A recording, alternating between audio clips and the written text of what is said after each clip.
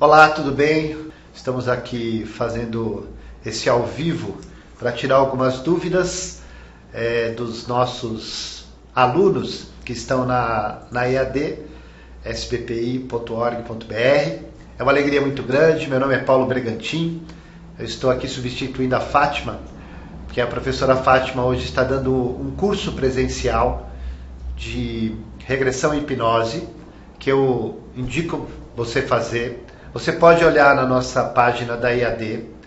Essa semana é um intensivão que ela faz, então a gente fica aqui a semana inteira dando o curso de regressão e hipnose, regressão de vidas passadas. É um curso muito interessante, muito gostoso para você se autoconhecer, para você buscar seus conteúdos, para você aprender e poder também colocar em prática com os seus clientes, tá bom?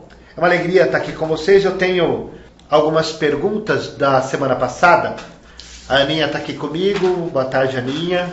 Se você tiver alguma dúvida nesse período do ao vivo das dúvidas, você pode escrever para cá. A Aninha vai me passar e eu vou tentar responder. Hoje... A te mandou uma boa tarde. Ah, é quem? Joana. Oi, Joana, tudo bem? Boa tarde, querida. Bom ter você aqui com a gente, tá bom? A Vanessa também tá. A Vanessa também? Vanessa, bom ter você por aqui, viu? Se tiver alguma dúvida, Vanessa e Joana, escrevam aqui pra gente bater um papo, tá bom? A Vanessa acabou de fazer uma pergunta e a Aninha vai me passar aqui. Freud deu várias orientações sobre tratamento psicanalítico com os psicóticos. Qual é a recomendação final sobre a eficiência das análises com eles? Olha, vamos lá, é Vanessa, né? Isso. Vanessa, deixa eu te falar. Freud faz um caminho, não vai para psicose. Freud faz um caminho do ser humano humanizado.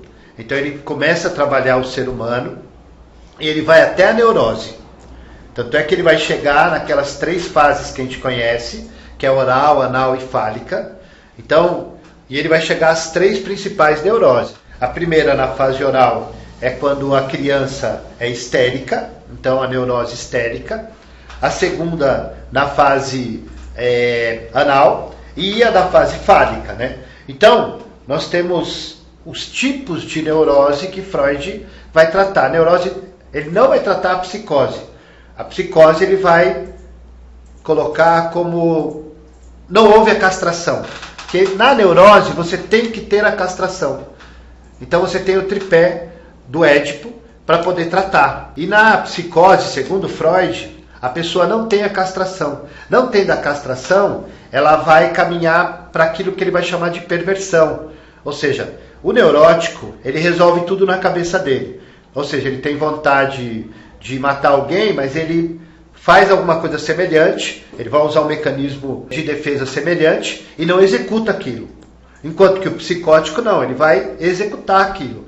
Então a psicanálise não trata a psicose. Quem vai tratar desse assunto é Lacan. Lacan ele sai da psicose e vai até a neurose.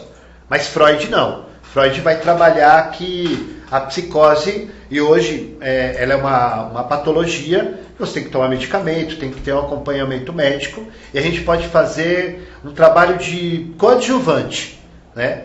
E não efetivamente tratar como psicopatologia. Então, quando a pessoa é diagnosticada como psicótico, ela tem que ser diagnosticada por um médico. O psicanalista não faz. A psicanálise vai tratar neurose. Freud vai focar todo o trabalho dele em cima da neurose. Tanto é que ele vai dizer que todos nós somos neuróticos. Por quê? Porque a gente vai passar por essas fases do Édipo. Lembra? Você que está estudando, você sabe, né? Você vai ter as 3 fases: oral, anal, fálica e depois a latência genital. E cada uma dessas fases vai ter a sua neurose. Quando você passa tranquilamente por isso, sai do narcisismo, depois para o ideal do ego, você vai viver a sua vida normal. Caso você fique fixado em uma dessas fases ou de neurose, aí é que você vai precisar de fazer terapia. Lembra? A terapia ela está indicada para quem tem neurose. Então a psicose é uma doença. E aí você trata com o médico e como coadjuvante, às vezes, indicado pelo médico, tomando medicamento, tudo, né? Porque aí você vai para uma linha borderline e outras doenças mesmo, tá bom? Então, Freud, quando ele vai tratar da psicose, ele, para os estudos dele, ele vai trabalhar mais a neurose, tá bom? Espero que você tenha entendido. Outra pergunta, obrigado, viu, Vanessa, pela participação, tá, querida? Outra pergunta que me fizeram, tá nessa linha também, viu, Vanessa? Ó, a Ângela, ela me perguntou o seguinte: um dependente químico pode desenvolver a esquizofrenia ou ela já tem o pré-diagnóstico? Opa, já tem a predisposição genética de ser esquizofrênico. Veja, vamos lá. A esquizofrenia também é uma doença da mente que tem que ser diagnosticada com um médico, psiquiatra, tá? Então, a gente não pode fazer essa associação do dependente químico e a esquizofrenia. Então, elas não atuam junto. Quem tem que avaliar isso é o médico. Nosso trabalho é trabalhar aquilo que o paciente traz como conteúdo e a gente vai buscar dentro do inconsciente daquela pessoa, avaliando as instâncias do id, do ego, do superego, trabalhando particularmente a repressão, a catexia, olhando esses aspectos de fixação dessa pessoa e não a doença. Há uma coisa interessante que a gente tem que saber, viu, Ângela? Você que escreveu e vocês estão vendo, né? A gente não trabalha com diagnóstico. Eu não faço diagnóstico. Eu trato gente. A psicanálise, ela vai tratar gente. Então a pessoa quando vai para você, eu não fico muito preocupado com a doença que ela tem. Eu quero saber qual a fixação dela e a repetição que ela faz. Freud vai nos ensinar que o inconsciente, diferente do consciente, o consciente você lembra e o inconsciente repete. Então, o que o analista tem que aprender? O analista vai aprender a fazer uma escuta ativa. O que é uma escuta ativa? É você escutar e ver aquilo que o paciente não fala, né? E aquilo que ele não demonstra, mas que é a realidade na vida dele. Então a gente vai trabalhar as repetições. Por quê? Segundo Freud, você vai ser constituído até 7, 8 anos. E depois você vai a vida inteira repetir. E quando você começa a conversar com alguém que está fixado numa das fases, por exemplo, uma pessoa que está fixado na fase oral, por exemplo, é uma pessoa que tem tendência a beber, que tem tendência a falar pra caramba, a se relacionar com facilidade, tudo com ele vai ser verbal, vai ser boca, é oral. Então as grandes questões da vida dele vai estar ali. Na fase anal, vai ser o quê? Vai ser de reter e liberar. Lembra? Na fase anal, o sujeito, ele retém e libera. É quando a criança entende e ela sabe que ela já pode fazer cocô. Então ela pode reter ou ela pode liberar aquilo.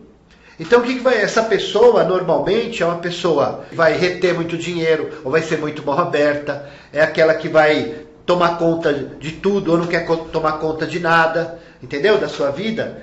E a fase fálica, que é tanto para o homem como para a mulher, que é a fase do tudo grande. Eu sou o melhor, eu vou ser o maior, tudo que eu tenho é o mais bonito, é o mais importante. Então, quando a pessoa vem com um problema para o psicanalista, ele vem não sabendo o que está acontecendo. E ele vai começar a contar a história dele e cabe ao psicanalista ouvir essas fixações, saber em qual tipo de neurose que a pessoa está fixada. Então esse é o trabalho. Então, o que é a esquizofrenia? Ela é um comportamento anormal da sociedade, uma pessoa tem um comportamento fora daquilo que a gente tem como padrão normal, de forma grave. Ou seja, ela vai ter problema de relacionamento, ela vai ter problema com agressão, ela vai ter uma hostilidade fora do normal. Então é uma pessoa que vai ter que ir para o médico para se analisar. Não é o nosso trabalho. Nós precisamos entender muito bem isso. A gente não faz diagnóstico. A pessoa não chega lá para mim e fala assim, Paulo, eu estou sentindo isso, aí eu falo, você tem isso, toma esse remédio. Quem faz isso é o médico. O psicanalista não trabalha isso. Freud vai nos ensinar que a cura é através de associação livre de ideias e interpretação dos sonhos. Como que é feita a associação livre de ideias? No inconsciente é onde estão as associações livres. As ideias estão ali. E tem a catexia dentro do id, que é o quê? Que é a forma libidinal, que vai gerar uma pulsão, que vai fazer você lá fora tentar fazer alguma coisa, que a gente vai chamar de surto. Quando a pessoa surta, quando a pessoa perde o sentido e não sabe o que tem, mas não é uma doença, ele vai procurar a psicanálise. Para a gente entender isso. Sabe um filme legal para você entender sobre esquizofrenia, Angela? É aquele Uma Mente Brilhante, do John Nash. A história do John Nash. John Nash é uma pessoa muito inteligente e ele tem esquizofrenia. E no filme fica muito claro que ele tem que tomar medicamento e tal, e lá pelas tantas ele mesmo resolve essa questão com ele. É um filme que eu indico para você, tá bom? Que chama Mente Brilhante. Então, a psicanálise vai também trabalhar a esquizofrenia, mas desde que a esquizofrenia seja avaliada por um médico, psiquiatra. O médico avaliou e esse médico fala assim, olha, você, além dos medicamentos, tudo, você pode fazer terapia. Aí ele é encaminhado para nós. E se você pegar algum paciente com esquizofrenia, que é o quê? Um comportamento anormal, socialmente falando, é aquele paciente grave, que você não consegue falar tudo, você tem que caminhar para um médico psiquiatra. É muito importante. Tem uma... Tá bom, Angela, espero que você tenha gostado da resposta. E se não, escreve aí pra gente conversar, tá bom? Tem uma outra pessoa, a Natália, ela escreve aqui: estou começando meus estudos de psicanálise e gostaria de saber se é equivocado dizer subconsciente. Aprendi que o correto é inconsciente. Isso procede?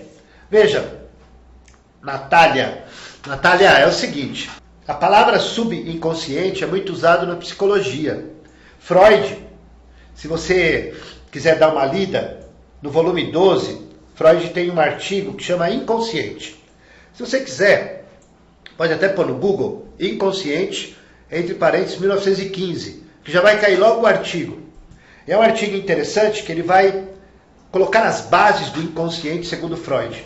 Freud não descobre o inconsciente. O inconsciente foi descoberto pelos filósofos, já vinham falando. Freud, ele dá voz ao inconsciente. Freud vai dizer que o inconsciente, ele acontece através dos sonhos, dos atos falhos, dos xistes, do lapso da fala, né? Essas são as formas do inconsciente se manifestar. O subconsciente, então, seria aquilo que está abaixo do consciente. Freud vai chamar isso de pré-consciente. Então, Freud cria duas tópicas. Quando ele começa a fazer os estudos dele, ele cria a primeira tópica, que ele vai chamar de inconsciente, pré-consciente e consciente. Que ele vai chamar um processo motor. Ou seja, eu tenho uma carga, eu tenho algo que está recalcado e que precisa ter uma descarga no final. Então esse é o processo. Então ele fala, onde está essa carga? No inconsciente, ou seja, em um lugar que eu não sei o que é. E esse inconsciente pulsa. E ele vai tentar sair para o consciente. Ele vai ter uma descarga, né? Lá fora no consciente. Então ele cria o inconsciente. Aí ele fala que existe um pré-consciente, que mais tarde ele vai falar que é o ego, que navega entre o superego e o id. E ele vai falar que o id, ele é uma criação do inconsciente. Aí o id cria o ego para negociar com o superego.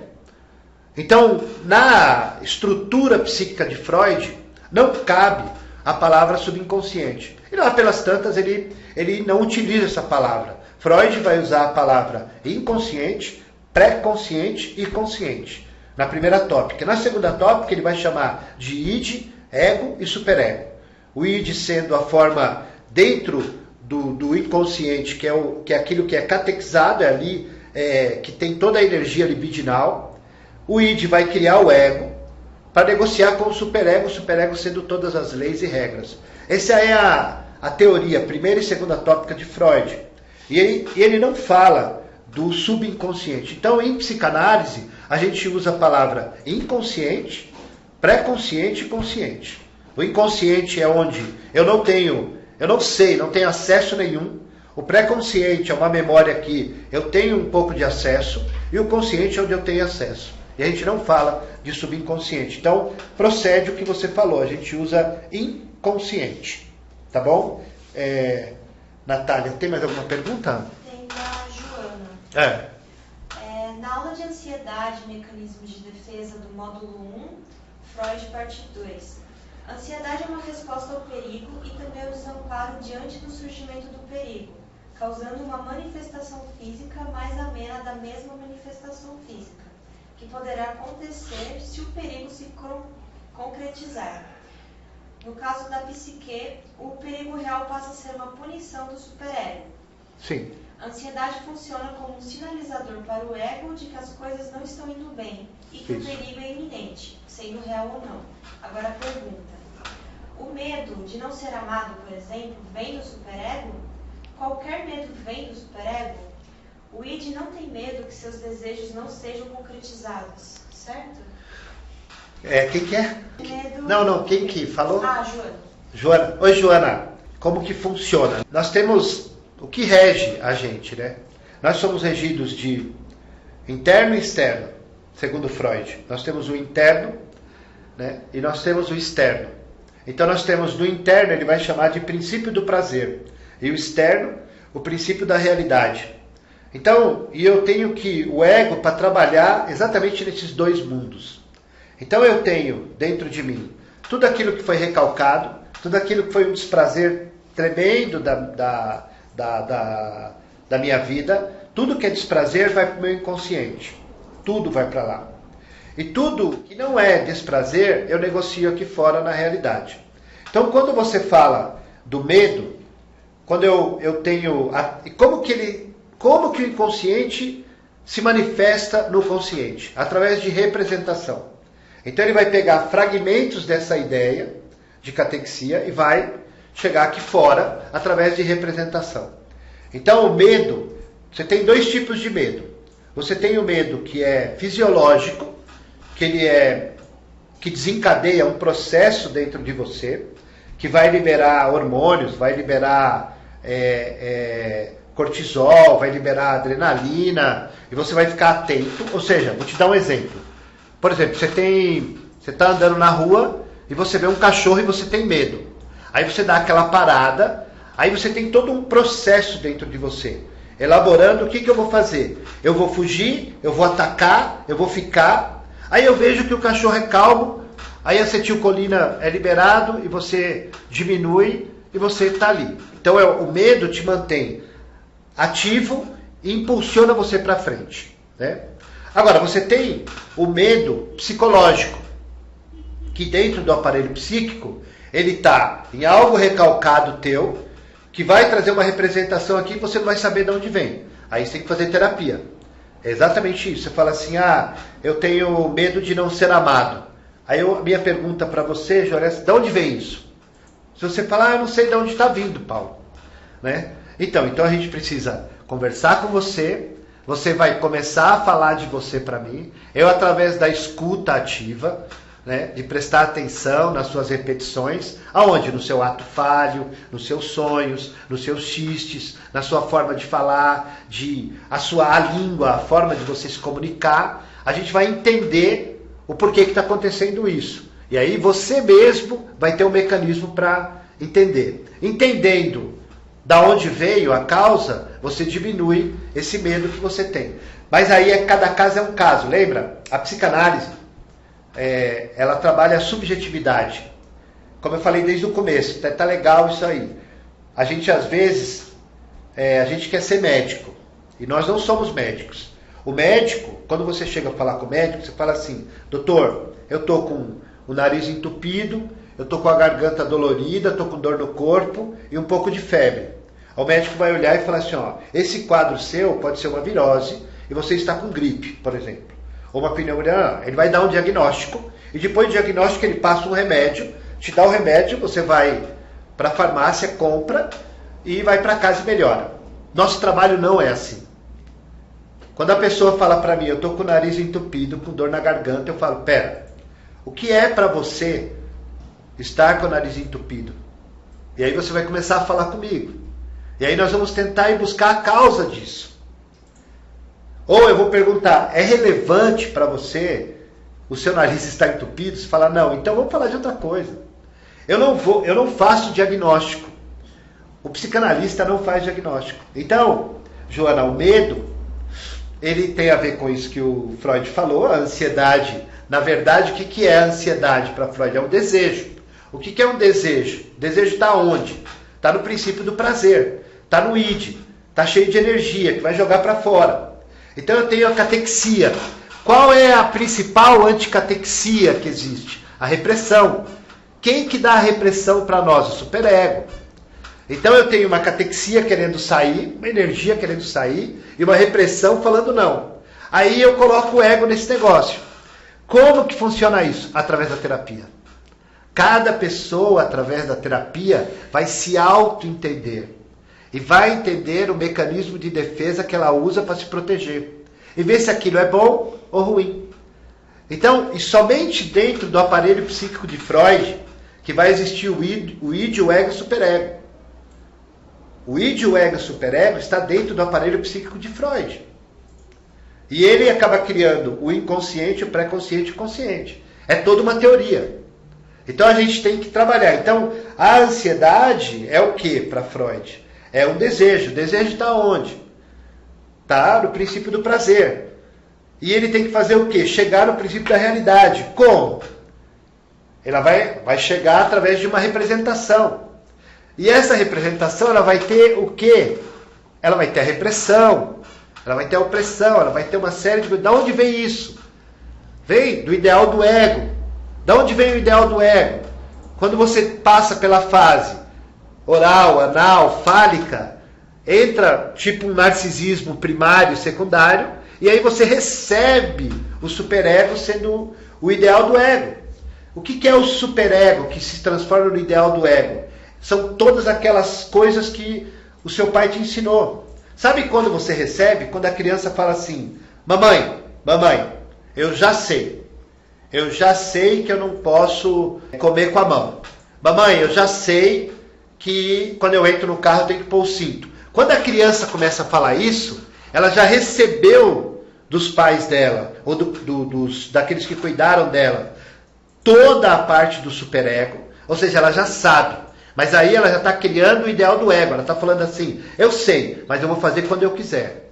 E aí ela começa a desenvolver o processo de desenvolvimento do ego dela. E os mecanismos de defesa do ego vão começar a se manifestar. E aí você vai começar a repetir. Então esse é o processo. Lembra, nós estamos falando de subjetividade. Nós somos assim. Por quê? Cada um tem que entender esse porquê. Tá bom, Joana? Tomara que eu não tenha complicado mais sua cabeça, mas estou aqui, tá bom? Vamos perguntando. Tem mais alguma coisa? Muito boa pergunta, né? Como que se dá o complexo de Édipo para um filho que tem 2 pais e 2 mães? As novas configurações, né? As novas configurações familiares tem muito disso. Veja, o complexo de Édipo é algo individual, não é algo coletivo. E não tem a ver com o pai, tem a ver com a criança. Né? Então, o que é o complexo de Édipo? O complexo de Édipo é quando o menino se apaixona pela mãe e tem o pai como rival. E a menina se apaixona pelo pai e tem a mãe como rival. Veja, não há...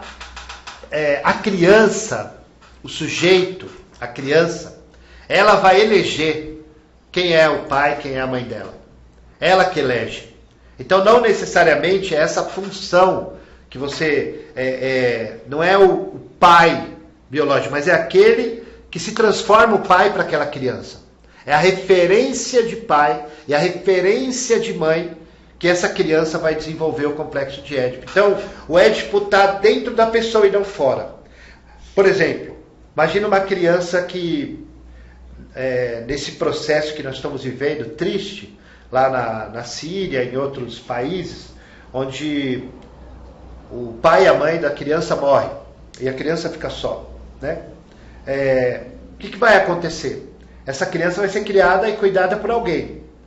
Esse cuidador e essa cuidadora, essa visão da criança que vai eleger quem é o pai e quem é a mãe. O complexo de Édipo vai funcionar aí. O complexo de Édipo é algo interno do sujeito. E cada sujeito vai desenvolver, vai passar por esse processo, segundo Freud, independente. Então, não precisa ter o papai, a mamãe e o irmãozinho, né? Em qualquer lugar, a criança vai desencadear esse processo, tá bom? Então, é individual e não tem a ver com o coletivo. Hoje, com as novas configurações familiares, na época de Freud, a criança era tida como objeto mesmo, né? Porque ela tinha todo um processo de vida ali para ser observado. O pai e a mãe mandavam totalmente. Hoje, com as novas configurações, as crianças estão diferentes, o processo é diferente. Agora, o complexo de Édipo, por ser do sujeito, isso não vai mudar. Então, na época de Freud era assim, e hoje é assim também. A criança vai ter uma pessoa como referência, sendo o pai, e vai ter uma como referência sendo a mãe. E ele vai desenvolver a paixão pela mãe e a concorrência do pai, e vice-versa quando for mulher. Tem mais alguém? Agora a Vanessa perguntou, após uma técnica de regressão, quando o analisando tem a catarse, como lidar com ele? Por exemplo, se trouxer a lembrança cruel de um trauma, deve-se interromper a sessão ou é o momento ideal de falar do assunto? Vanessa, quando a gente fala de regressão, e você usou as palavras corretas, quando a gente faz a regressão em uma pessoa, primeiro tem que ser por alguém qualificado, que você tenha muita confiança, sempre bom isso, ter feito curso, estar qualificado, ter uma boa supervisão, ter uma boa parte teórica. Aí a pessoa vem, você faz o processo de regressão, e essa pessoa, através da catarse, ela traz para fora um conteúdo muito delicado da vida dela. Veja, depende de muitas coisas. Se você fez nos primeiros 15 minutos da sessão, e você ainda tem mais 30 minutos, 35 minutos de sessão, dá tempo de você compartilhar algumas coisas. Tem algumas sessões que você faz o quê? Você pega esse conteúdo, né? A pessoa pega e fala, ó, tá bom, vamos pensar sobre isso que você trouxe, avalia e depois a gente conversa. Então, vai variar muito, Vanessa, no sentido de qual a relação que você tem com o seu analisando e que tempo você tem para conversar sobre isso. Porque não é você que vai avaliar. O conteúdo é sempre do analisando. Então vem um conteúdo que de repente você acha muito forte, né? Mas o analisando tira aquilo de letra. Ele fala, puxa, era isso que eu queria, tal. Às vezes vem um conteúdo muito simples, mas que vai gerar um processo delicado para a vida do analisando, e é ele que vai dar as rédeas. Você lembra? Você está ali, a posição do analista, quando você vai fazer a regressão, é uma posição sempre de espelho. A pessoa tem que se ver, que a gente vai chamar isso de transferência, lembra? Ele vai ter que se ver, e aí ele vai ver a transferência em você, e ele vai começar a falar. Através dessa fala dele da transferência, que é o conteúdo, que a gente vai começar a trabalhar através do quê? Da associação livre de ideias. Ele vai fazer as associações dele verbalizando, e nós vamos estar percebendo o quê? Em qual fase que ele está fixado, qual a neurose dele. Então, ele pode trazer conteúdo de vidas passadas, ele pode trazer um conteúdo da infância, mas na realidade, você precisa devolver para essa pessoa, ou deixar ela devolver, por que ela trouxe isso e qual o significado que isso tem para a vida dela. Então, que hora tratar isso? É caso a caso. Não tem Por isso que eu comecei a minha fala falando, ó, faça a regressão com alguém qualificado, que tenha uma boa parte teórica, saiba o que está fazendo, porque nessa hora você sabe o que você vai fazer. Tem um amigo meu que é médico, Vanessa, Joana e o pessoal que está me assistindo. Ele fala assim, ele é endovascular. Então ele fala assim, fazer a cirurgia simples, todo mundo faz, qualquer um. Fazer uma punção, colocar um catéter e tal. Ele falou, você só se transforma médico quando dá problema. Então, trazendo para a nossa vida de psicanálise, de psicanalista, enquanto você está tratando pessoas que traz conteúdos que você consegue controlar, está tudo tranquilo. Você só vai saber se você é psicanalista e você tem boa parte teórica, uma boa supervisão e uma boa análise individual, quando chega em você esses processos mais pesados. Aí você vê do que você é constituído. Então, respondendo a sua pergunta, se você tiver uma boa teoria de regressão, você sabe a prática, você vai saber exatamente quando você deve falar e quando você deve calar. Essa é a minha resposta. Não tem uma regra, até porque para isso não existe regra. Conteúdo do analisando, qual é a regra que a gente usa? A regra do silêncio, do respeito e esperar o entendimento do analisando sobre esse conteúdo que veio sobre ele. Tá bom? Espero que você tenha gostado. Se ficou alguma dúvida, como a gente está fazendo ao vivo, eu não tenho papel nenhum aqui, eu falei tudo que vem à cabeça, às vezes uma outra coisa pode ter fugido. Se por acaso você ficou com alguma dúvida, você manda para nós, tem aí, vai aparecer o nosso e-mail, você pode mandar as suas perguntas. Entre na nossa ead.sbpi.org.br, conheça nossos cursos, faça nossos cursos, lá você tem vários cursos gratuitos para você entender como funciona, alguns com preços promocionais, que eu acho que vale a pena você conhecer, tá bom? Muito obrigado pela sua presença e um beijo grande, até semana que vem, valeu!